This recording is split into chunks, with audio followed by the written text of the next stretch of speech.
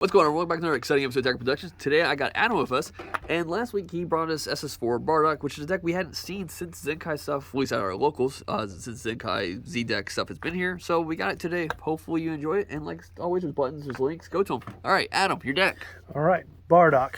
This is a leader that came out in one of the anniversary boxes, super accessible. It has a permanent, reduce the combo cost by 1, and also negate the energy exhaust skill of all cards that have SS4 in their name. So we're mainly running SS4 cards, which is fantastic. It came from the greatest anime of all time, which is called Dragon Ball GT. So we're just going to leave it at that. Permanent for each card color. Specifically the Xeno stuff, not the other stuff. Right, no, exactly, totally, yeah. Permanent, so for each color in your battle area and also in your energy area, this card gets plus 2,000. So if you have 5 colors, you get 10k extra power, and that also applies to the opponent's turn as well. It has an auto. When this card attacks, you get to look at the top 5 cards of your deck and choose any card that has SS4 in its name. And then its awakened condition is whether you have your life at 3 or less, or you have 4 or more different colors in the battle area and the energy area. You get to draw 2 cards and then awaken. You usually want to try to stay on this side until you get everything in your hand that you need that has SS4 in its name, because you know, in the later turns it's still at 15k, so it's very similar to the power of you know, an awakened leader on your opponent's side. So when you awaken, you get the same permanent that you had on the unawakened side, but it also has an auto when you attack. Depending on how many colors you have, other than black, you get specific, I guess, little effects. So if you have two different types of colors, this card gets 5k power for the battle, and then you get to choose up to one of your opponent's battle cards. Doesn't matter what the cost is. You get to switch it to rest mode. Works great with blockers to get them rested before they can activate their keyword skill. And then if you have 3+ colors, at the end of the turn, you get to switch up to one of your black multicolor energy to active mode.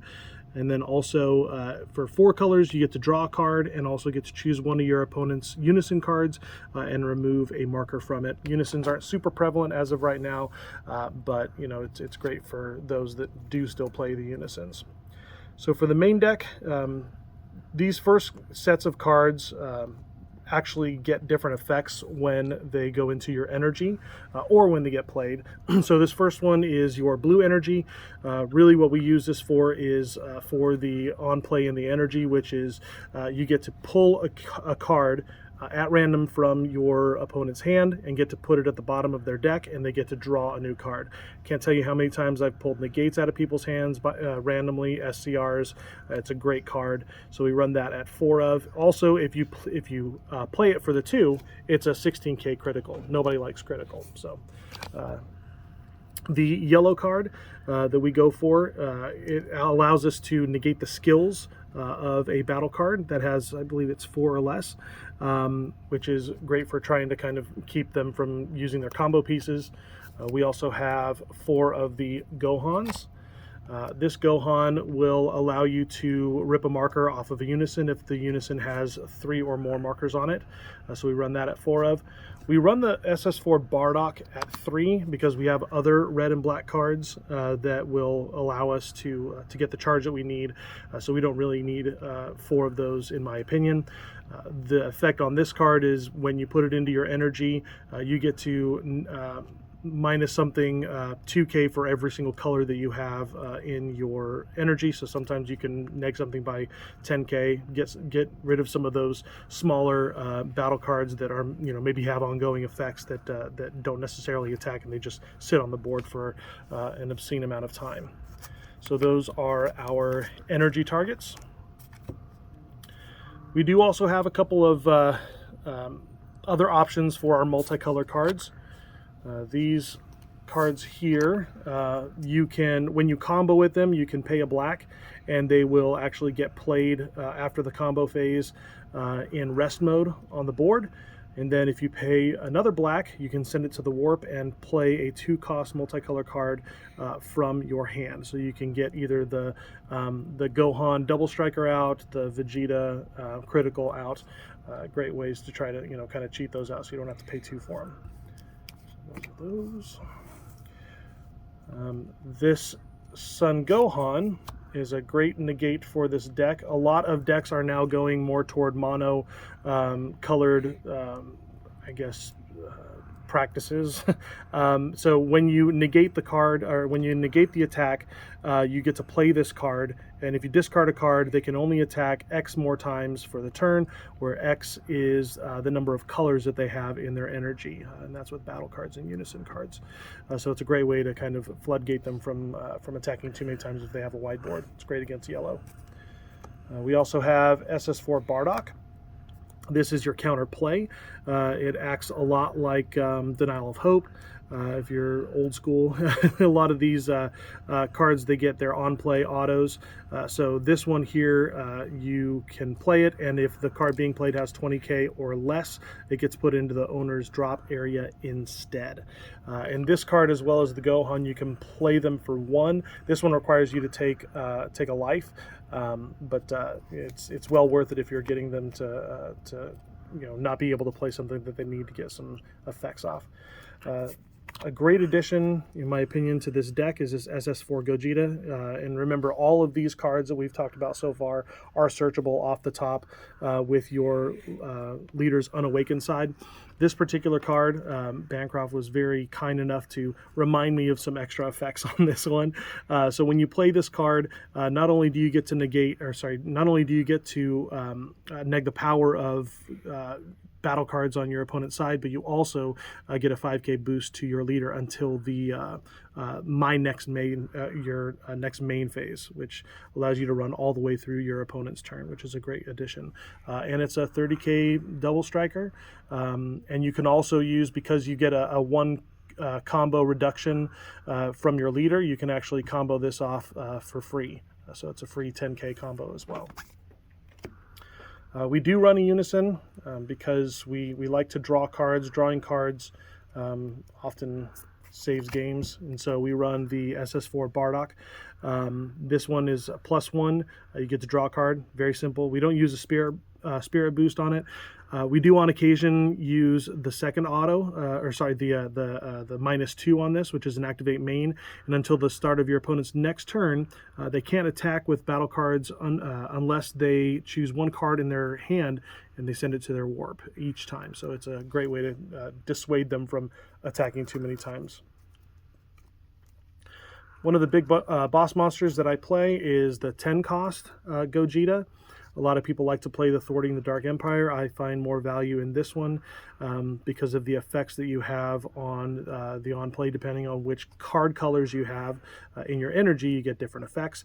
The main one that we're looking at is the effect that you get when you have a red energy, which is dealing 1 damage to your opponent. And that one can be a killer and sneak up. Right, Bancroft? Yeah. Yeah, that was really great. Yeah.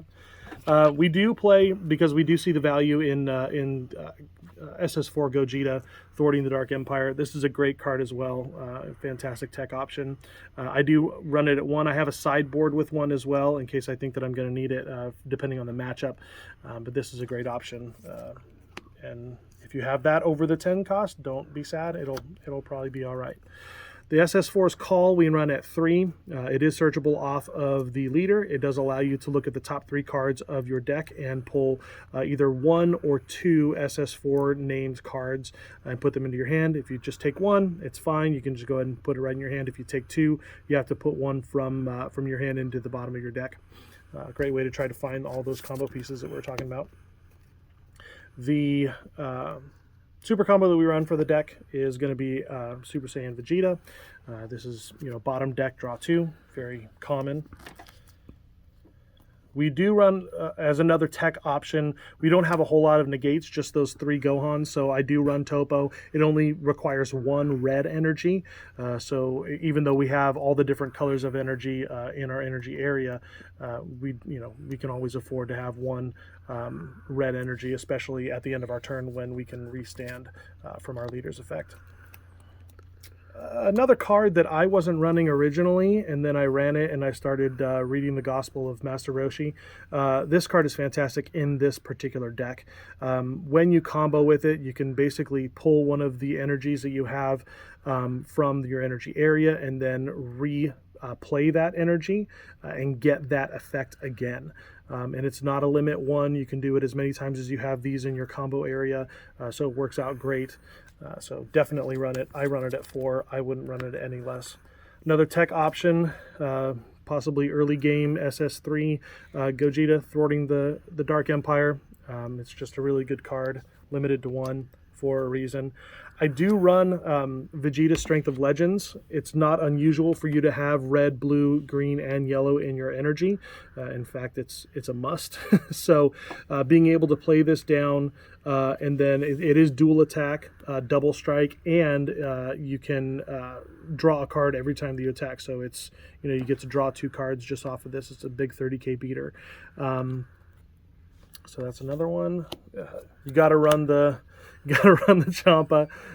This one might be becoming obsolete soon, but we're just going to run it until it does. So double strike Champa. If you can run Evil Saiyan, you should. It is a little squishy, but it is a big threat.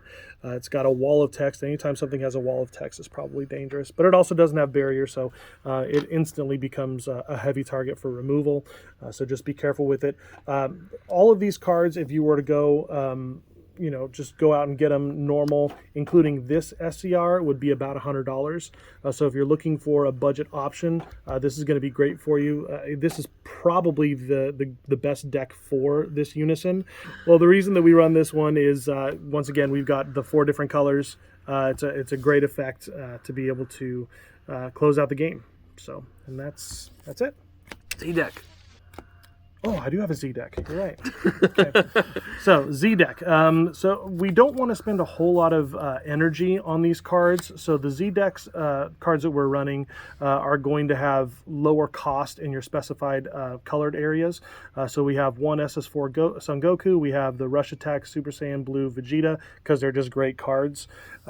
We do also run 3 of the Krillins. The Krillins cost 1 yellow, and 1 Z energy for a blocker. So I think it's great. A lot of people don't run it, but I think it's a great option, especially in this deck where you don't have a whole lot of energy that you can dedicate to a specific color. And then as well, another great closer for 1 colored energy and 2 Z energy. You're able to play Oolong, steal the energy or the power of another card on the field, and just go in and swing. So some great options there. Awesome. Appreciate it, Adam. Hope you all enjoyed today's profile. Keep in mind, there's buttons down below, links, click them.